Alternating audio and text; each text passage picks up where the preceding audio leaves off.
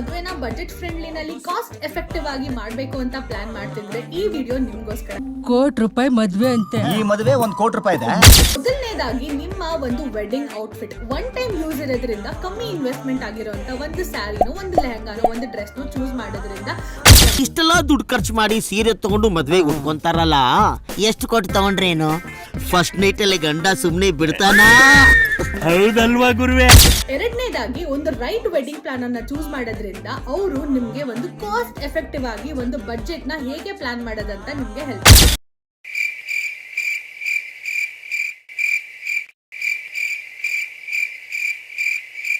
खत्म, bye bye, टाटा, goodbye, गया. ಮೂರನೇದೇನಪ್ಪ ಅಂತಂದ್ರೆ ವೆಡ್ಡಿಂಗ್ ಡೇಟ್ಸ್ ಕನ್ಫರ್ಮ್ ಆಗಿದ ತಕ್ಷಣ ನೀವ್ ಹೋಗಿ ಮಾಡುವಂತ ತಪ್ಪು ವೆಡ್ಡಿಂಗ್ ವೆನ್ಯೂನ ಬ್ಲಾಕ್ ಮಾಡೋದು.